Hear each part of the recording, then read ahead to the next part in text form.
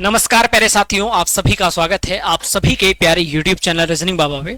RRB technician की बात करें, बहुत बड़ा मन में सवाल है कि सर हम 12th पीसीएम से कर रहे हैं और तो हमारे लिए कितने पद हैं और क्या हमारे सिलेबस में जीके नहीं है, क्या हटा दिया गया है क्या।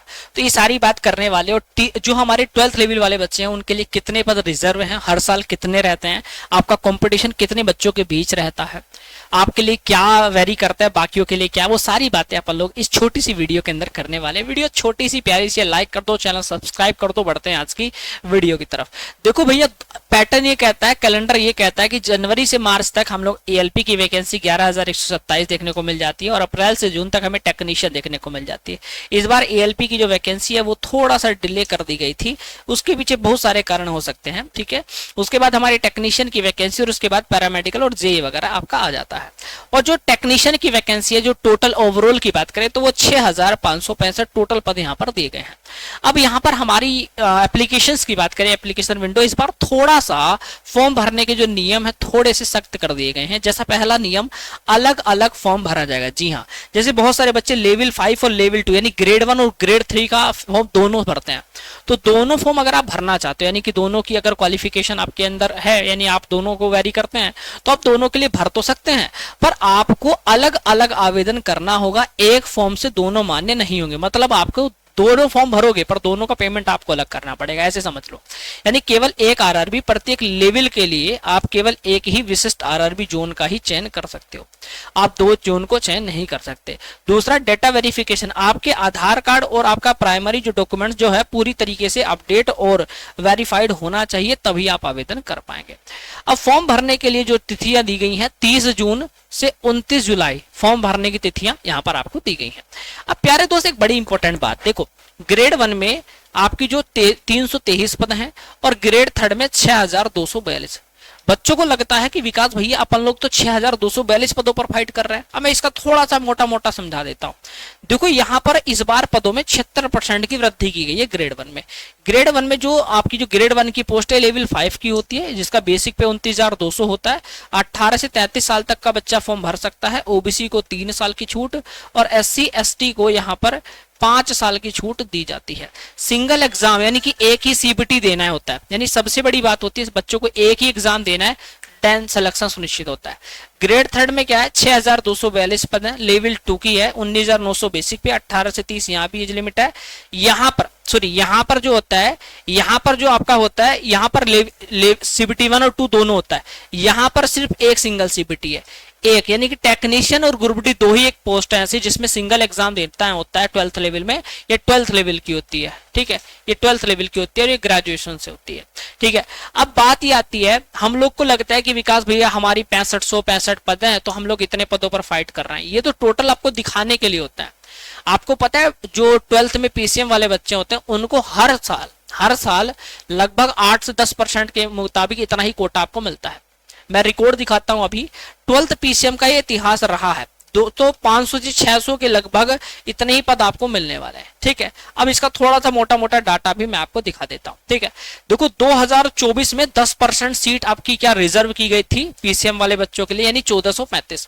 2025 में 7.5 भी नहीं, 7.7% सीट रिजर्व की गई थी, मतलब 470 सीट रिजर्व की गई थी।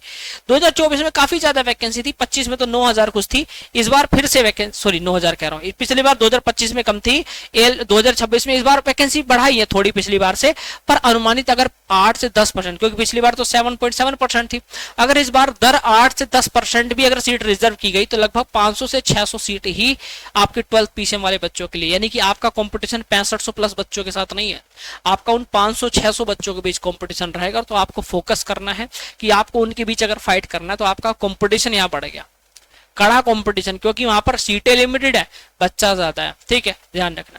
सिलेबस वही है। अब बच्चा यहाँ पर सिलेबस में एक मात खाता है, मैं समझाना चाहूंगा। आपकी एग्जाम तैयारी में कराता हूँ, नो डाउट। रीजनिंग में अगर एक नंबर 25 में से मैं गारंटी देता हूँ 25 में से 25 मेरी क्लास में पढ़ाए हुए क्वेश्चन आएंगे, मैं वादा कर रहा हूँ। मैंने पिछले एलपी में भी दिखाया था, टेक्नीशियन में भी, और इस बार भी। रेलवे मेरे हाथ से जाने वाला नहीं है और मैं छोड़ने वाला नहीं हूँ। तो टारगेट मेरा है, तैयार रहो। सुबह 10 बजे और शाम को 10 बजे, 2 टाइम है, बांध दो, कमर कस लो, लो और लगे रहो, ठीक है। आ जाओ, देखो मैथ 25 का आता है, रीजनिंग भी 25 का आता है, बस साइंस बहुत तगड़ा है 40 नंबर और जीके आता है 10 नंबर का। आपको पता है पिछली बार यहाँ पर दिखने को तो 40% होता है यहाँ पर साइंस, पिछली बार आपने देखा होगा कि टेक्नीशियन में क्या बोलते हैं रीजनिंग और मैथ का इतना ज्यादा क्वेश्चन भरा गया, साइंस देखने को नहीं मिल पा रहा था। तो यानी कि ऐसा ही होता है, क्योंकि वहां पर इतना ये नहीं होता कि फिक्स इतना ही यहाँ पर आएगा। तो यानी कि कहने का मतलब जो बच्चे जीके के पीछे परेशान होते हैं, हिस्ट्री ज्योग्राफी पॉलिटी ये सब, भैया कितना भी पढ़ लो 10 में से तुम यहाँ पर 7 नंबर नहीं ला सकते, ठीक है। तो कहने का मतलब इसको आप लास्ट टाइम के लिए छोड़ दो, ठीक है। आपको पता होना चाहिए यहाँ पर ग्रेड 1 की बात कर रहा हूं भैया। ग्रेड 1 में आपका साइंस और इंजीनियरिंग वाला पार्ट आता है 35 क्वेश्चन 35 मार्क्स, कंप्यूटर आता है 20 क्वेश्चन 20 मार्क्स, मैथमेटिक्स आता है 20 क्वेश्चन 20 मार्क्स, रीजनिंग आता है 15 क्वेश्चन 15 मार्क्स और जीके आता है इनका भी 10 क्वेश्चन 10 मार्क्स। तो यानी कि 10 नंबर का जो जीके है ना, इसका इतना वैल्यू है ही नहीं, ठीक है। तो जो बच्चे ये सोचते हैं कि भैया मिथ पाल रखे हैं एएलपी में 10 नंबर का जो जनरल अवेयरनेस है हटा दिया गया है, इसके टेक्नीशियन से भी हटा दिया जाएगा। देखो भैया एएलपी में हटा दिया गया, नो डाउट 10 नंबर का जो जीके आता था वो एएलपी में हटा दिया गया, ये मैं मानता हूं। पर अगर आप सोचिए कि सर यहां पर टेक्नीशियन में भी हटा दिया जाएगा, तो मैं आपसे एक सच्चाई बात कर रहा हूं, संभावना बहुत कम है मेरे भाई। जब तक ऑफिशियल नोटिफिकेशन में ये नहीं आता है तो किसी भी वीडियो पर विश्वास मत करना मेरे भाई कि जीके हटा दिया गया। मैथ रीजनिंग साइंस जब वेटेज सबका उतना है, अगर ऐसा होता है कि जीके हटेगा तो इनका वेटेज बढ़ेगा, ऊपर नीचे होगा ही होगा। तो आप लोग को भी इंतजार करना होगा नोटिफिकेशन में जीके आएगा या नहीं। बाकी मेरे भाई आपको पता है 3 सब्जेक्ट आपके वही होते हैं, है ना, आपका रीजनिंग हो गया, मैथ हो गया और आपका साइंस। ये 3 वो सब्जेक्ट है जो रेलवे के सबसे चुनिंदा सब्जेक्ट है जिनसे सिलेक्शन आपका होगा। एएलपी के मेन सब्जेक्ट है, आपका टेक्नीशियन का मेन सब्जेक्ट है, सेक्शन कंट्रोलर का मेन सब्जेक्ट है। भाई ये साइंस तो आपकी जड़ है, science and technology, science and engineering वाला पार्ट तो आपका आना ही आना होता है। तो इसको थोड़ा मजबूत कर लेंगे। बाकी मेरे भाई सिलेबस पर पूरा बदलाव हो या ना हो, अपना तैयारी पर फोकस रखो, इन 3 पर, ये 3 सब्जेक्ट ही आपको सिलेक्शन दिलाएंगे। बाकी जैसे ही नोटिफिकेशन आएगा आपको मेरे टेलीग्राम ग्रुप पर आपको मिल जाएगा रीजनिंग बाय विकास सर पे, तो घबराने की जरूरत नहीं है। तैयारी में रीजनिंग की पूरी कराऊंगा मेरे भाई, घबराना मत। चैनल आपका सब्सक्राइब कर लेना और इस चैनल के माध्यम से आपकी तैयारी पूरी बेहतरीन कंटेंट के साथ मिलेगी, घबराना नहीं। तो जो भी साथी हो चैनल को सब्सक्राइब कर देना और किसी भी प्रकार की अपडेट चाहिए इस वीडियो पर, मेरा ये इंस्टाग्राम है, यहाँ पर फॉलो कर लेना रीजनिंग बाय विकास सर के नाम से। बढ़िया तरीके से कुछ भी अपडेट चाहिए आप मुझे कमेंट करके पूछ सकते हो। बाकी जिनको ये है कि विकास भैया अभी वैकेंसी नहीं आई पर हमें रीजनिंग की तैयारी करनी, क्योंकि रीजनिंग हर एक एग्जाम में आती है, और अगर आपको वन ऑफ एकदम सॉल्यूशन चाहिए बिल्कुल टॉप वाला, तो मालविया क्लासेस ऐप को इंस्टॉल कर लेना, प्ले स्टोर से रजिस्ट्रेशन करना, आपको मेरा बैच दिखेगा, पेड कोर्स के अंदर जाना, मेरा बैच दिख जाएगा। बैच पर क्लिक करोगे तो आपको बाय नाउ का ऑप्शन आएगा, क्लिक करके आपको कूपन कोड मांगेगा, आप यहाँ पर एक कूपन कोड लगा देना M12। जैसे M12 कूपन कोड लगा के अप्लाई करोगे मात्र 99 रुपए में, जी हाँ साथियों, मात्र 99 रुपए में पूरा बैच मिलेगा। इसके अंदर रिकॉर्डेड बैच भी मिलेगा पूरा और एक लाइव बैच। अगर कोई एग्जाम पास में पढ़ता है तो आप उससे रिकॉर्डेड से कवर कर लेंगे, और अगर आपका कोई एग्जाम पढ़ता है तो लाइव बैच के माध्यम से पूरा अपने सिलेबस को नस्ते नाबूद कर सकते हैं। बाकी आज के लिए इतना ही रखते हैं, तब तक के लिए नमस्कार। वीडियो पसंद आई तो वीडियो को लाइक, चैनल को सब्सक्राइब करिएगा। ये आपके मन का डाउट था, मैंने क्लियर कर दिया। बाकी कोई भी अपडेट आपको चाहिए आप कमेंट करिए, आपको रिप्लाई जरूर मिलेगा। जय हिंद, जय भारत, वंदे मातरम।